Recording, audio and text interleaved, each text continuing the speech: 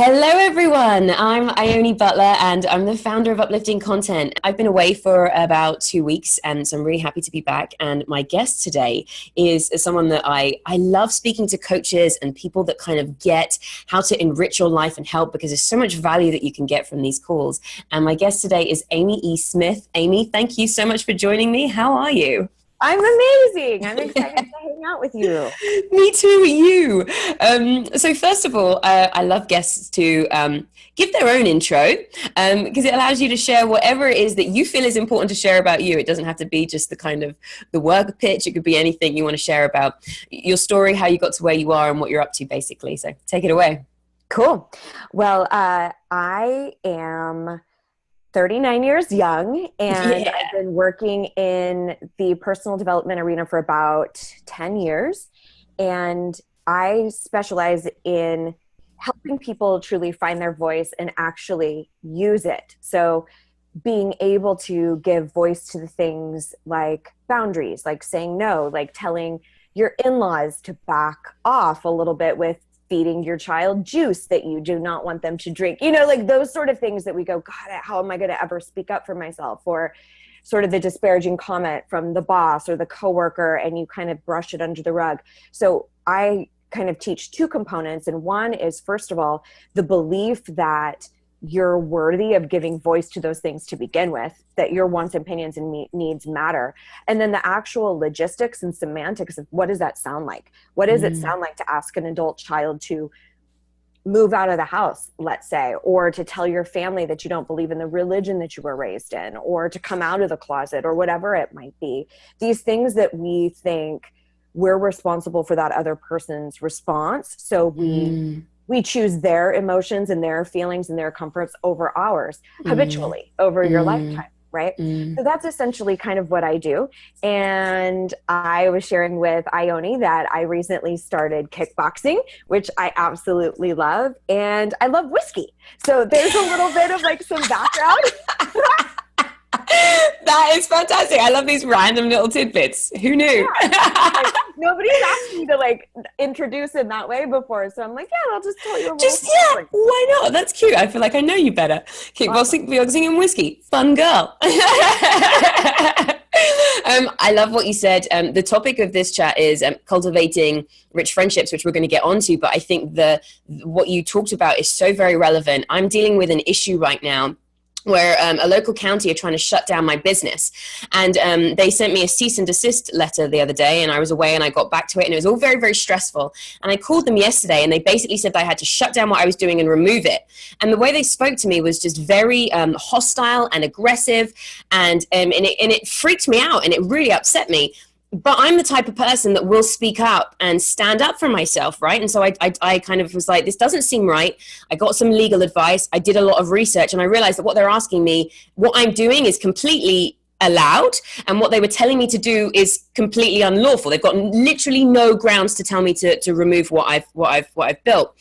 And it just made me think that there are so many people out there who are bullied and pushed into corners by people who are afraid to speak up and stand up. And I think that's why what you're doing is so important, because a lot of the time people come in with force just to try and shut you down and freak you out, when actually they've got no grounds to stand on either. It's like a poker game where they're just fronting. That's right. So if we can empower people to find their voice, it's what is so necessary in the world right now, because there is so much power in the billions of us. Yeah. But we are afraid, we're uneducated, we're isolated, and we don't realize that. So I'd love that. So many offshoots from what you said that I want to know, but what are the key things that you teach people to sort of step up and find their voice? Well, again, that's a lot of the reason why I focus heavily on sort of the self-worth issue and, really truly believing that what you have to say, your thoughts, opinions, stances actually matter.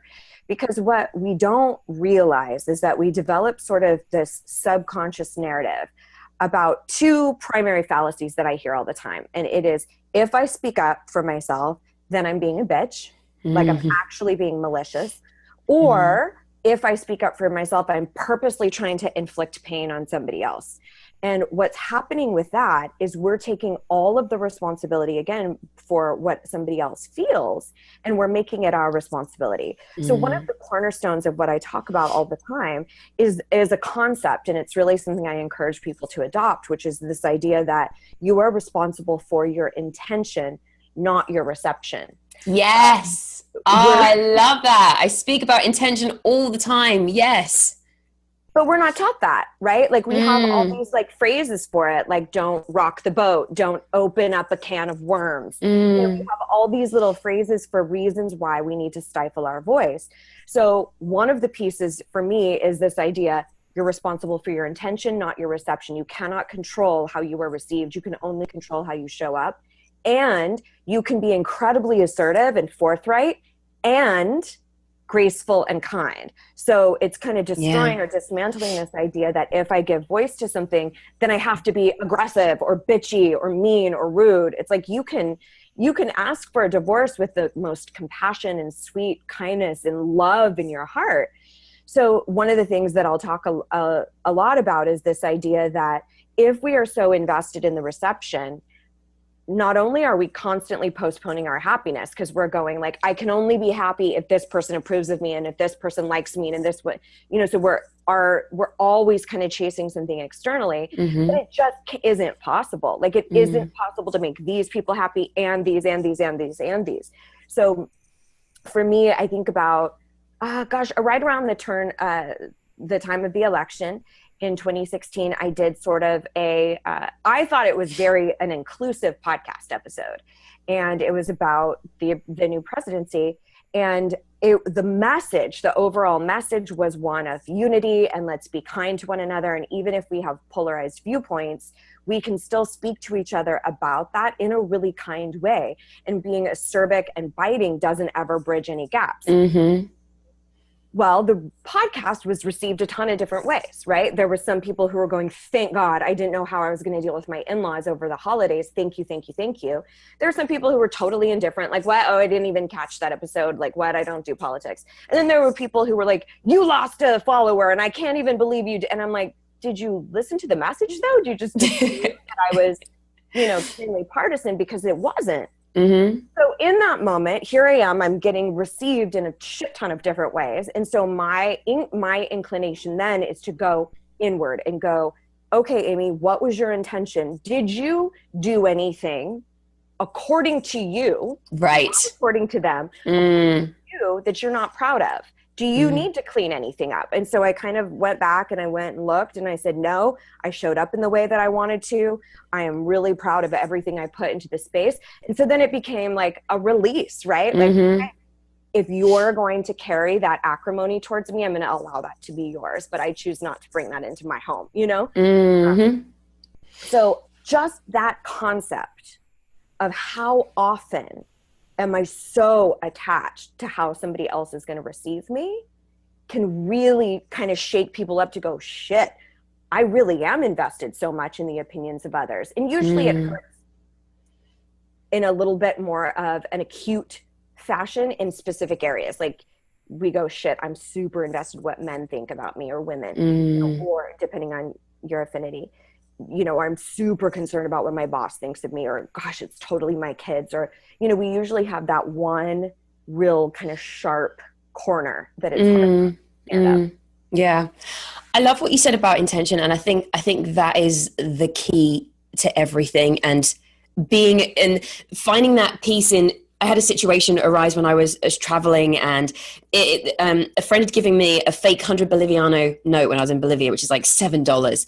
I'd given him a real one, and he was like, oh, have this as a joke. I'll sort you out later. And it was in my purse. I went for a dinner, accidentally paid with the fake one. And then when because it looked kind of the same. And then I don't speak Spanish. So then the people in the restaurant were really angry with me. And started yelling and saying "Policia, policia," like whatever they were saying, I don't know, and I couldn't understand it. And also because I knew that my friend had given it to me, I wasn't like, oh my god, what is it? Because I'd known that, so my reaction was a bit like, oh, it was kind of like awkward, and so it made me look like I was a criminal. And so I paid. It was $7. It's not like I don't need to scam people for $7. So I sorted it out and left, and like everyone in the restaurant was looking at me like I was a vile human being, and I felt so awful. And I walked away from that situation, and I got on a bus, and I was like scared that the police were going to come after me, and I was going to get arrested for like trying to scam people for $7. And then the thing that brought me peace, the thing that I had to kind of be okay with myself when I sat with it, was my intention was not to screw people over. Like, I did not willingly give them that money because I was trying to deceive them and get a free meal. And it sucks that is that I couldn't explain that, and that's what came about. But we have to be okay living with what was my truth. And sometimes we make mistakes, and sometimes we do stupid things. But it's like when you speak, I don't think there's ever anything wrong with ever speaking your truth. And like you say, it's the way that you do it. It's speaking kindly about something, but remembering what your intention was and remembering your truth. I think that's an incredible thing. So two questions from this. Where did this come from? Do you have experience with this? And then what do you have, like a program that is about this, or do you work with people coaching? What's the deal? Yeah, absolutely. So many things. First of all, I grew up in an extremely religious, dogmatic, born-again Christian family. And my father had a master's in divinity, a doctorate in ministry, was traveling all over the globe, teaching pastors how to teach curriculum and teach the word of God to remote tribes who didn't even have written words. So, I mean, he was involved, right? Like, no joke. And my father passed actually in 2007, and he was, I think, a really great example of what Christianity should be, personally, although I don't subscribe to that any longer. But on the day of his funeral, so now mind you, a little bit of context. I have two younger brothers who both have didn't go to school, have done jail time, trouble with the law, that kind of stuff. I started working when I was 14, put myself through college, got married when I was 20, moved out, like have been really self-sufficient. But because all three of us aren't, quote, walking with the Lord, it's almost like this massive issue for my mom in particular, right? So on the day of his service, which I have a history in makeup artistry, so I performed the mortuary makeup on my father's deceased body. Wow. And I spoke at his funeral to like 300 people. That day I get home and with my mom, and we're, kind of doing the after ceremony thing. And she's like, well, it just feels like we failed as parents. And I was like, excuse me? My dad's dead, first of all. And I just did his makeup for his funeral, and I spoke to all these people, and you're telling me after all that I've lived my life as, that I am a disappointment to you. Like, you failed as a parent because I suck so hard, right? That's the, inference that I was taking. And I kind of was so taken aback, and I said, well, that is probably not something you should say to a child. And she was like, well, that's just how I feel. And I was like, okay, like, wow. And that really was the impetus that pushed me into, okay, there are some very concrete places in our life where if I choose you, I instantly choose to stifle myself, right? Like, it really is you or me. A great example of that is somebody choosing to come out of the closet or not, right? Like, if they choose to acquiesce and choose what family or society would prefer, they choose them, right? Like, they're choosing somebody else. They're not choosing their own well-being and their own fulfillment. So in that moment, I realized, like, there are going to be times that there is a definitive choice. And that does not have to mean that I'm an asshole. That doesn't have to mean that I'm out of integrity. That just means if it comes down to it and I have to decide between you or I pick me. I pick me. Right. And that became sort of the fuel behind a lot of choices going forward. So at the beginning of it, I was extremely combative and I wanted to fight, and I wanted to be like, oh yeah, well, let me tell you about this. And I wanted to be a little bit more adversarial. And I think that was from a lot of angst and anger from my childhood. And then as I evolved and was doing a lot of personal development work, I realized this is what it's about. It's giving voice to the things that we do not share the same opinion about, and do it with the utmost kindness, right? And so now I have had conversations verbatim with my mom where I have said, like, I don't, she's like, I don't approve of that. And I'm like, well, I actually don't need you to approve with me, because I approve. And so if you're going to carry the burden of my soul, I'm going to allow that to be yours, right? So it's all this guilt and like trying to, I always say it's almost like somebody handing you a giant pile of shit when they try to guilt trip you, like, here, hold on to this. Would you ever really do that in real life? Give up all that manure? No, you'd be like, that's yours. You can take it back. And that's exactly how I operate now. So there'll be times when, she'll give me, a little try to inflict some guilt around my political alliances or leanings, or around the fact that I have Buddhas in my home that she finds highly offensive, things like that. And I just don't buy into it. And I'm like, listen, if you're going to be in my home, I need you to be respectful. And I just simply don't tolerate it anymore. Or invites to church, I'll say, I know that that's coming from a really kind place. I actually find that really offensive. I'm going to ask that you don't invite me any longer. Thank you so much. And it's kind and it's, sweet, but I choose me, right? Like, I choose me. Right. And so that was, to answer your question, a huge piece in going like, no, a lot of this is understanding, one, that I'm worth it. And then two, what's the language? Like, what do I actually say? And so I do have a lot of clients and students who will say like, Amy, oh my gosh, I need to tell my boss this. How do I say it with kindness? And then to answer kind of your second question, I have a really in-depth program that it's kind of the culmination of my entire life's work, basically. And it's called Deep Down and Dirty. And that I run as an individual one-on-one program. But I take very few of those. And then I run it twice as a group program, twice a year rather. And so the group version of Deep Down and Dirty is coming up in July, actually.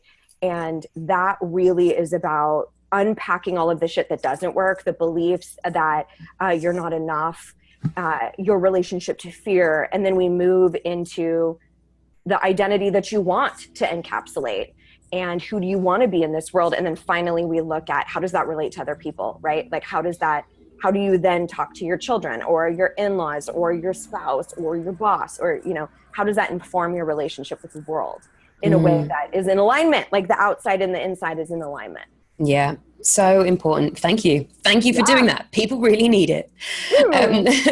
So we can definitely go back to this, but the topic of this chat I chose was how to cultivate rich friendships. And I'd love to have a discussion about this, because there's one sort of avid uplifting content supporter who often reaches out to me about this. He's in a country where he feels like people aren't really, he's very loving and giving and generous and caring and wants to make a difference and help. And he just feels like he's in a society that isn't really that, and is struggling to make friendships. I've moved to a different country, so I have experience about, creating a whole new life for myself. And I met a woman yesterday who she opened up at this event in the most beautiful, honest, authentic way. Her mum passed away. Her dad has got Alzheimer's and is kind of going, and she's been in LA for a year and doesn't really have a solid network. And so, yeah, I'd love to just hear your thoughts on how people can find friendships, meaningful friendships. Yeah. Absolutely. Well, I had an experience with this probably a good 10 plus years ago now, where I was kind of in a similar situation to what you were talking about with the follower or the listener, where I kind of was looking around and going, here's a void in my life and here's what I would like to manifest. And at the time, the group of friends that I had were getting involved in things that I really didn't want to get involved with, like some coke and drug scene and stuff. And I was like, peace. I'm not up for that. And I also really wanted people in my life who called me on my shit and who called me forth. I didn't want to be the coach or like kind of the therapist talking head in all of my relationships. I needed somebody who could reciprocate.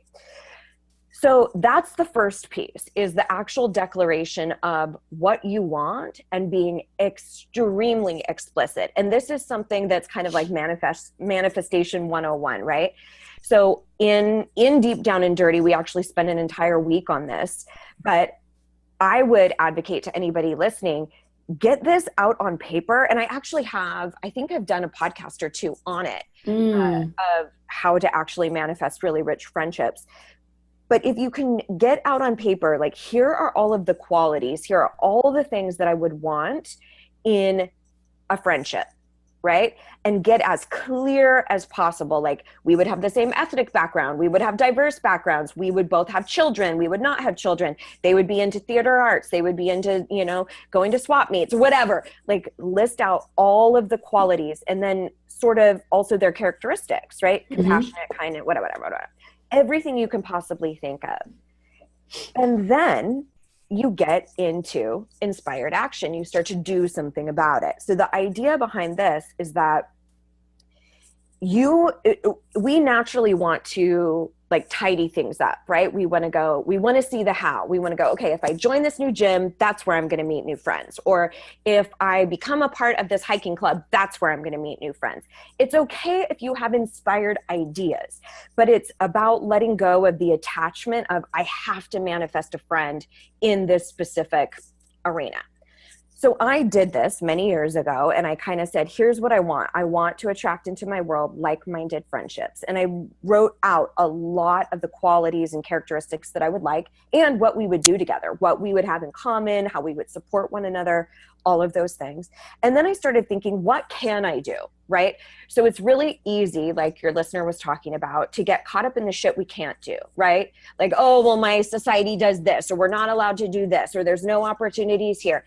And then we start noticing where there's no opportunities. We continue to gather evidence to support that story. So instead of what you can't do, let's look at what you can do. What are your options? And put together a huge brainstorming list of, here are all the things that I can do to actually get into action. So I did this exact thing. I thought, okay, I'm gonna actually join a gym. I'm going to go introduce myself to some neighbors.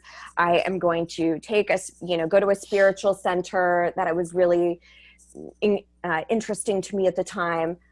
Coincidentally, no friendships magically materialized out of the efforts I thought would yield, or, that I could see the how. But at that time, I went back through a coaching program as an assistant, and ended up meeting the other assistant was my very best friend. And now she became my very best friend, and we do all sorts of business together. And she lives in North Carolina here, and we get to connect now on the regular. And my mom ran into somebody back in my hometown and got us reconnected. I ended up cultivating a bunch of friendships at my current work environment that I hadn't even seen before. So all of these kind of gifts from the universe were presented to me. And it was not from the inspired action that I thought would yield the result, but it was that I was doing things that actually seemed like fun to me. Going to the gym or going to meet the new neighbors or whatever was really exciting. And that's the point. Whatever you do to get into action has to be something that you would want to do, whether or not it yielded a friendship or not.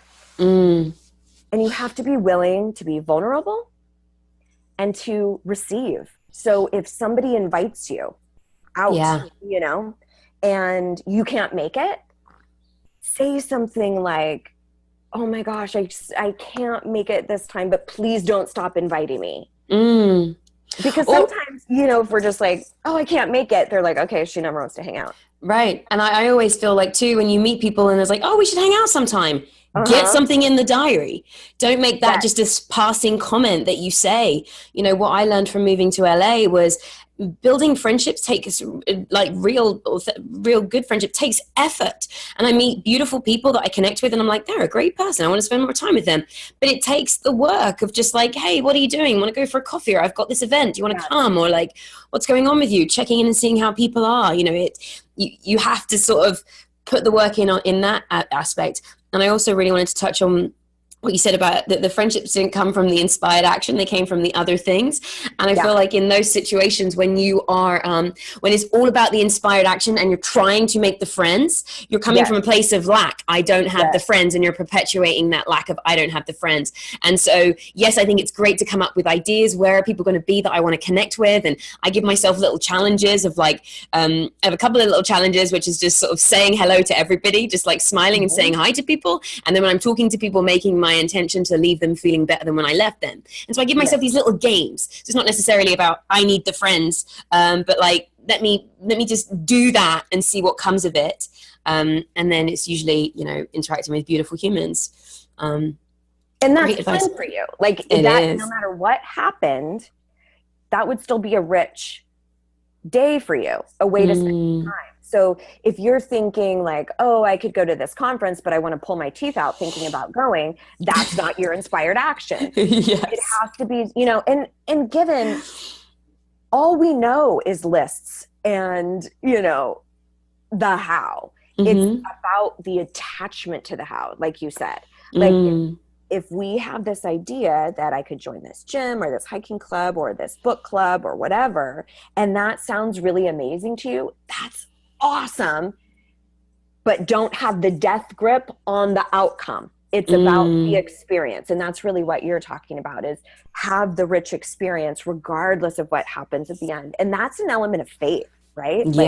Yeah, it is. It is. And like you said, I'm currently reading Ask and It Is Given again, which is a book about putting stuff out there. And that's it. You ask and then you just sort of just let it, just trust that you're going to get what you asked for. So without kind of fixating, because it changes that intention.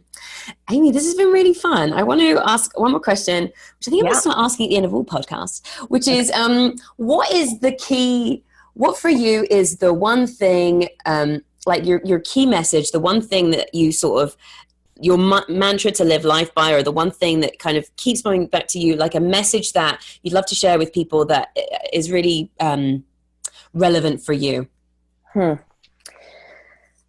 Oh my gosh. And you can take a moment. So many. I know, right? Or maybe just reel off some and then you'll hear the one that resonates the most. One I say all the time is do not allow your silence to make you a liar. Can you explain that a bit? Yeah, that is, and that I live by every day. That is, that came out of a situation where somebody showed me a meme on their phone that was really disparaging to handicapped children. And it was making fun. And I, in that moment, it was presented to me like, haha, isn't this funny? And in that moment, I could have taken the easy road and just been like, haha. And my silence would make me a total fucking liar. So I knew in that moment, like, I don't need to be combative. I don't need to get into a whole conversation about why I find that offensive. I just need to speak up that it is. And I said, you know what? I actually don't find that funny. I actually find that pretty offensive. Please don't show me that stuff in the future. And then I walked away. That really made me realize that if somebody is coming up to me, or if I'm in a circle of friends where something is going on where by me not being vocal, I'm assuming that I agree, or other people would assume that I fall in that doesn't feel right to me. And I've on many occasions spoken up when other people really didn't give two shits at all. It was about my own integrity. So don't let your silence make you a liar. Let's see. I do talk about speak up for yourself, but do so with grace and kindness. That's it. People know G and K. Like, speak up for yourself with grace and kindness. Like, you don't have to be biting. You can really be lovely. You are responsible for your intention, not your reception, is also a huge one. Another one that I talk about all the time, which there's actually a whole metaphor sort of analogy around the pile of shit thing. And so there's a lot of people in my community who will say, oh, I'm currently not accepting any piles of shit, and it's kind of like, I'm not taking on your issues. I'm not taking on guilt trips, essentially. Right. So there's a recovery. They're fantastic. That must be so hilarious when someone presents me, I'm sorry, I'm just not taking on shit right now. No, yeah, sorry. Good luck with that, Yeah, exactly. I want to do that. That sounds hilarious. This has been wonderful. Thank you so much for your time and for being flexible. Where can people find out more about you? Just over at thejoyjunkie.com. Junkie is Junkie. And that's kind of the hub of everything that I do. You can find out about the Deep Down and Dirty program over there. There's a bunch of free stuff, free podcast I do every week. So yeah, and I hang out on Instagram primarily is kind of my medium. That's good. It's good to have one. I feel like I need to start narrowing down because it's just too many and it's a bit too overwhelming. Yeah. Awesome. Well, thank you so much. I will be back on Thursday for an interview with Jennifer Schwab, who is the founder of Entity Magazine, that I'm speaking at their event next week. So I will see you then, guys. But Amy, this has been beautiful. Thanks again. Thank you. Bye.